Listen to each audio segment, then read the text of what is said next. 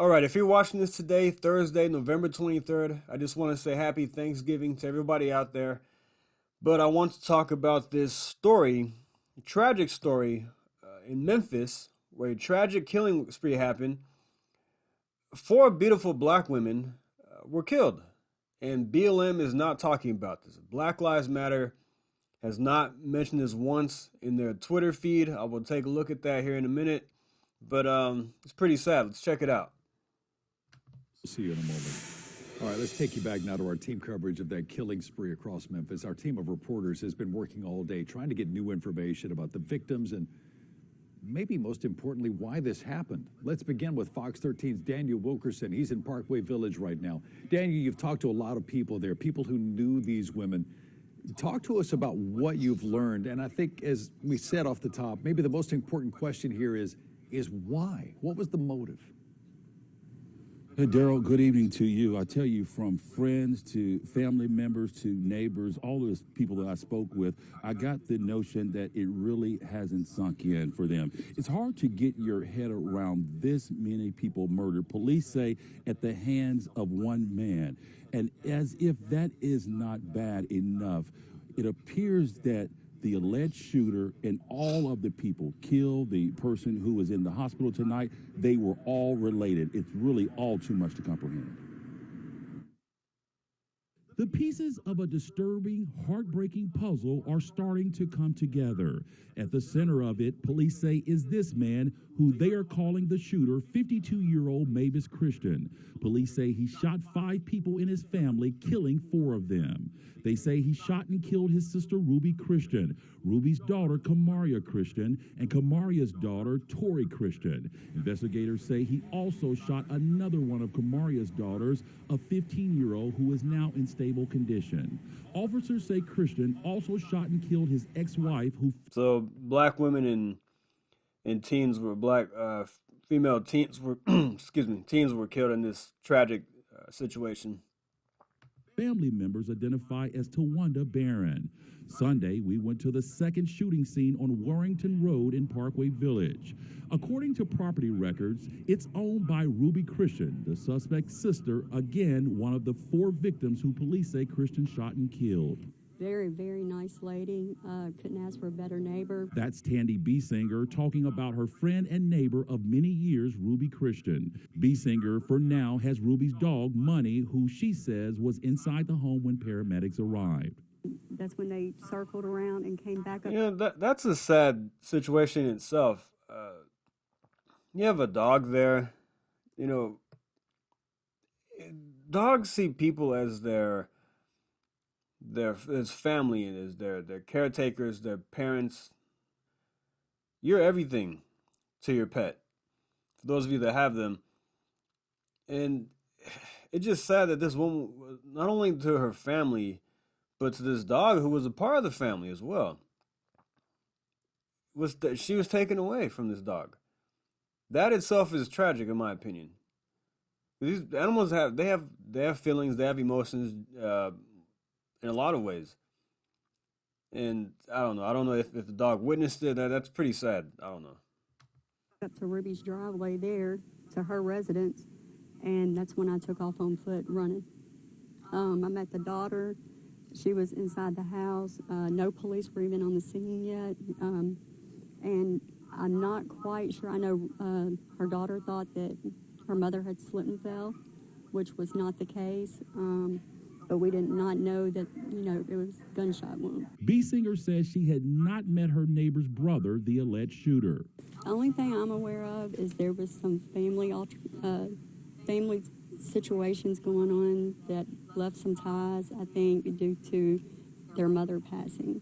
She says Ruby Christian had only briefly mentioned her brother. She had made comments, not just me as a neighbor, but even to other neighbors as well. I'm not sure, what all that would lead to or if he had ever made threats. Police say once the shooter left Parkway Village, he went to a home on Howard Drive in Whitehaven. That's where they say he shot and killed yet another victim. Again, her family identifies that victim as Tawanda Barron. Fox 13 uncovered a 2018 court case which establishes Christian and Tawanda Barron were once married. Digging deeper, that 2018 court record paints the picture of yet another domestic dispute. Investigators say during an argument, Mavis Christian punched his ex-wife in the face several times to the point of her losing consciousness. It says when the couple's children, using a bat, tried to defend their mother, the suspect took the bat and used it to beat his ex-wife in the head. It says during the fight, the suspect even punched his own daughter in the face. So this guy is a menace anyway. He's a menace. Beat his ex-wife. When the kids tried to defend her, grabbed the bat and beat her even more. Crazy.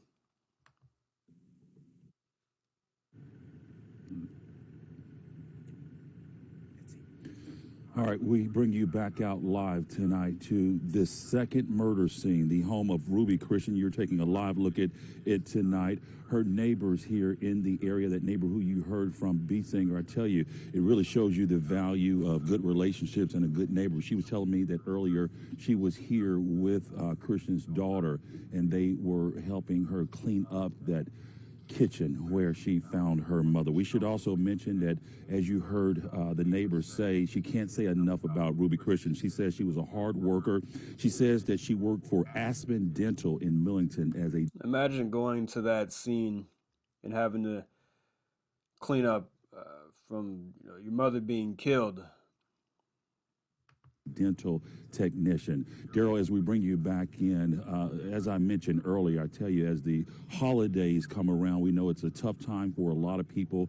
A lot of times there are tensions in the family. The hope is that everyone will remain calm and remember there are reactions for every action. Absolutely, Daniel. That's a very good point, and I think it's important for everyone to know there are resources out there for domestic violence victims. If you've got a family member, if you yourself are a victim of domestic violence, don't hesitate.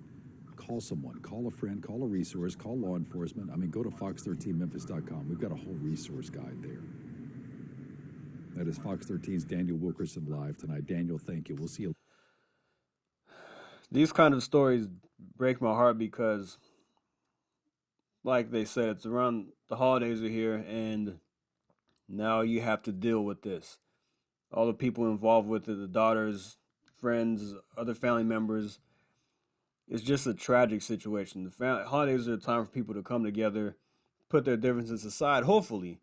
But you see here, this lunatic, whatever he had out for these women, he went and took it out on them in the worst way possible. And it's just tragic that BLM, Black Lives Matter, has not talked about this as far as I can see. Let's check out their Black Lives Matter Memphis page. The last post was November 19th.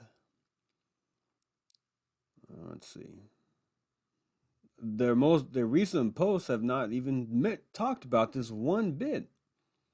Nothing, not even RIP to the women, the beautiful black queens that lost their lives, anything like that. They're talking about Sarah Sanders,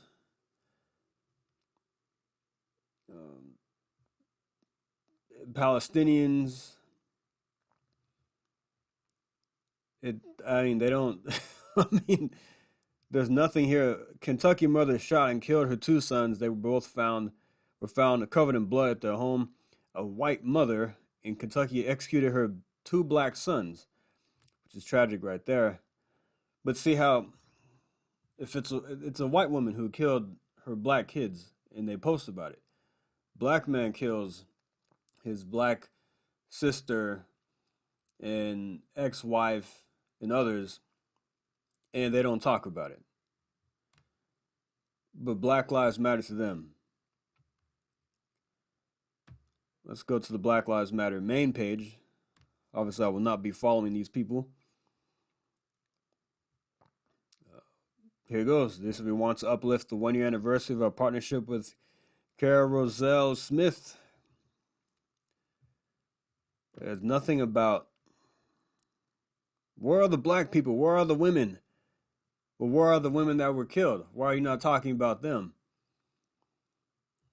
See, they're such hypocrites. Or they try to avoid talking about these types of things.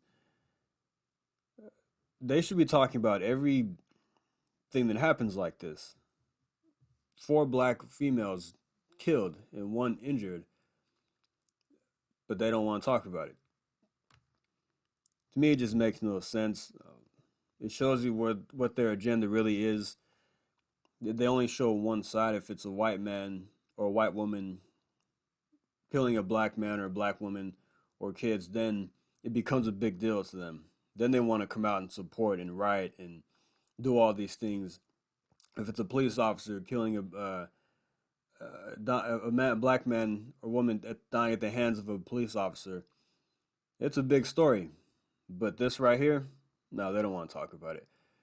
But I want to know, is this, if you're not in Memphis, if you're living outside of Tennessee, have you heard about this story?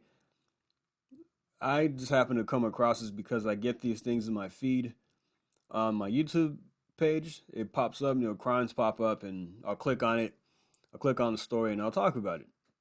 And this one caught my attention because it's four black females who were killed, and Black Lives Matter said nothing about it as far as I can see. So I don't know, let me know what you think in the comments. Hope you have a happy Thanksgiving, and I will see you next time. Thank you. Take care.